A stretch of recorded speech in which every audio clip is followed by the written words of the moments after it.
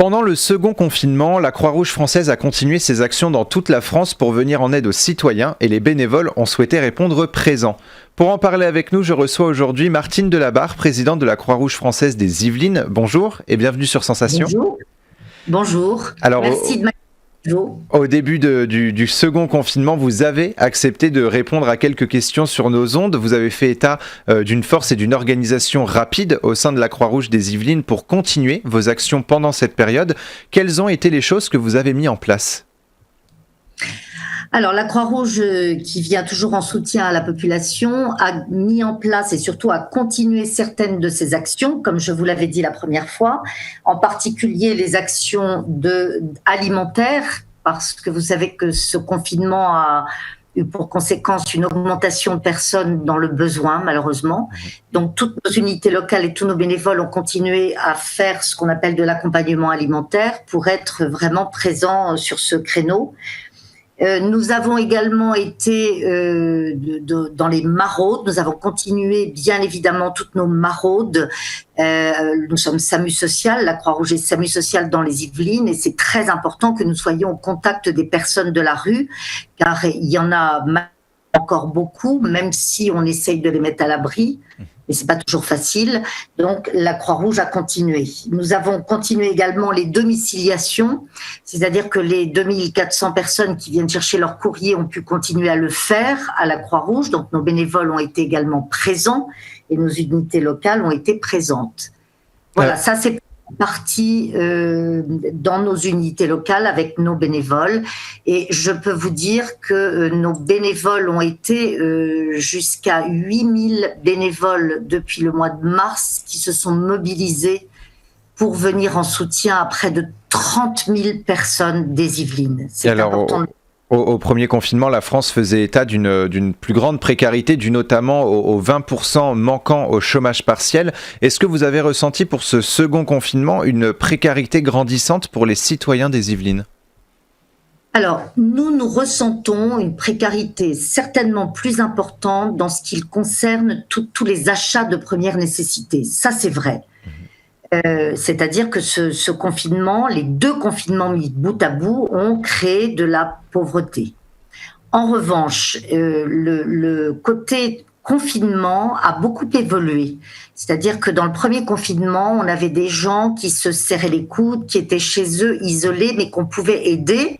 Et là, je vais vous parler de Croix-Rouge chez vous, certainement. Et donc, Croix-Rouge chez vous s'est mis en place pour venir en soutien aux personnes très isolées, puisque le premier confinement, on était vraiment isolés les uns des autres. On était vraiment, je ne vais pas dire enfermés chez soi, mais on restait chacun chez soi.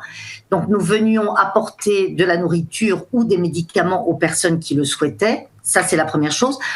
Pour le deuxième confinement, on a continué à mettre en place ce Croix-Rouge chez vous. Mais finalement, les besoins ont évolué parce que le confinement n'est pas le même et le besoin qui s'est fait ressentir n'est pas forcément un besoin d'achat de nourriture à apporter à ces personnes isolées, mais c'était plutôt une perte de morale. Je crois que ce deuxième confinement a été très, très important et très négatif pour les personnes qui se sont senties chez eux enfermés. Ils ont commencé à perdre le moral. Ils avaient de quoi manger, c'était pas ça la priorité, mais ils ont appelé Croix-Rouge chez vous pour parler d'eux et pour leur dire qu'ils n'avaient pas le moral. Donc vous avez été aussi un soutien psychologique finalement pendant ce second confinement ? Exactement. Ce qui était déjà le cas dans le premier, mais beaucoup, beaucoup plus important dans le deuxième confinement. Ah oui, vraiment. Ça, c'est une grosse évolution, la perte de morale des personnes. Oui. Alors, lors de votre dernier passage sur nos ondes, vous avez fait état d'une grande rapidité en termes d'organisation au sein de la Croix-Rouge des Yvelines pour le second confinement. Justement, c'était essentiel pour vous de réagir rapidement face à de telles annonces ? Et oui, en fait, nous sommes auxiliaires de l'État et notre premier rôle, c'est de venir en soutien en urgence à la population. Donc effectivement, grâce à notre énorme association et à notre savoir-faire, on est capable de se mettre en ordre de marche extrêmement rapidement. Donc pour le deuxième confinement, on s'est réorganisé de la même manière que pour le premier, en fonction des annonces qui étaient faites par le gouvernement. Et bien sûr, vous voyez là par exemple, on va réouvrir nos vestiboutiques qui sont nos boutiques dans lesquelles vous pouvez trouver des vêtements pas chers, avec les normes, bien entendu, qui sont données par le gouvernement, des 8 mètres carrés par personne, et avec les masques, etc. Et bien sûr, les gestes barrières. Alors, nous suivons là. Vous le disiez, 8000 bénévoles qui ont été présents depuis mars pour aider environ 30 000 citoyens.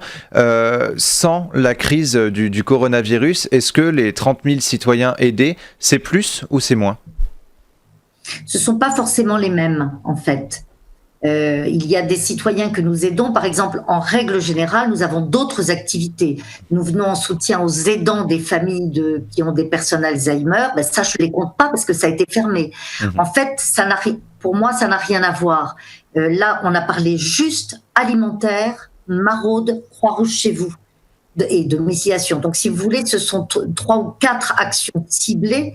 Mais en règle générale, le reste du temps, nous avons, au-delà de ce que nous faisons beaucoup plus. Nous avons des actions qui sont bien autres. Alors justement, il y a une autre de vos actions, c'est un numéro vert.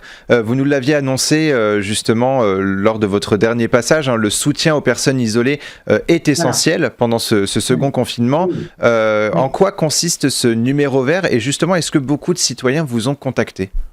Là, je ne vous entends plus. Alors, est-ce que beaucoup de citoyens vous ont contacté grâce à ce numéro vert pendant ce second confinement ? Absolument, c'est le numéro de convivialité. Effectivement, ça rejoint ce que je vous disais en premier lieu. Ce confinement, le besoin des personnes isolées n'a plus rien à voir avec le premier confinement. Il se dégrade dans le moral. Et donc, nous avons mis des psychologues à disposition des personnes pour qu'ils puissent échanger. Alors, on ne règle pas tous les problèmes, bien sûr, mais au moins, les personnes peuvent parler. Et on peut les rappeler. On peut rappeler les personnes isolées, on a leurs coordonnées, on peut les appeler régulièrement. C'est ça qui est très important, c'est de garder le lien. Le lien est primordial, au-delà même du panier repas qu'on aurait pu leur apporter, vous voyez, qui aujourd'hui a moins d'importance. Alors la Croix-Rouge française propose également des formations grand public aux gestes de premier secours. En quoi consistent ces formations ? Alors, à l'heure actuelle, nous avons été obligés de suspendre les formations que nous faisions dans nos locaux. Ce sont des formations qui apprennent à la population les gestes qui sauvent et nous encourageons chaque famille à avoir au moins une personne par famille qui est formée à ces gestes, savoir quoi faire en cas de problème autour de vous. Ça, c'est vraiment très important. Les seules formations que nous avons, c'est-à-dire que nous pouvons continuer à former les jeunes dans les collèges, les écoles et les lycées aux gestes qui sauvent, ce qu'on appelle la formation PSC1. Et nous avons également une deuxième formation que nous faisons également, qui s'appelle l'initiation à la réduction des risques. Elle est également très importante pour se préparer à une catastrophe, un risque, quel geste faire, comment se protéger avant de protéger les autres. Comment se mettre à la disposition ou de la Croix-Rouge française ou de l'État, comment faire pour arriver à se protéger, pour pouvoir aller aider les autres à se sauver. Alors c'est ça qui est intéressant et vous l'avez dit, vous intervenez aussi dans les établissements scolaires pour justement cette formation aux gestes de premier secours. C'est un de vos objectifs justement d'aller vers les jeunes et dans les établissements scolaires pour les former ? Oui, alors au-delà même de les former, nous avons un cursus, des modules à proposer à toutes les écoles que nous avons validés avec l'Éducation nationale, bien entendu. Et ces modules nous permettent de proposer aux jeunes, à tout âge, suivant l'âge, on a des formations différentes, sur le droit international humanitaire, sur la formation à la citoyenneté, sur justement les fameuses formations aux gestes qui sauvent et tout un tas de la prévention des addictions. Enfin, on a plusieurs modules à proposer tout au long de l'année dans les écoles pour les amener à être des citoyens à part entière. Voilà, nous appelons ça notre offre éducative et nous sommes déjà dans quelques collèges des Yvelines. Et ça me paraît, ça va être un de nos axes majeurs de mission à partir de maintenant, d'ailleurs. Former la population, les jeunes.